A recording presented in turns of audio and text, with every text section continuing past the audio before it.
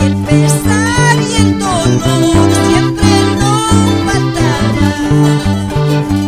Meditar la Biblia, Él nos ayudará. Meditar la Biblia, Él nos ayudará.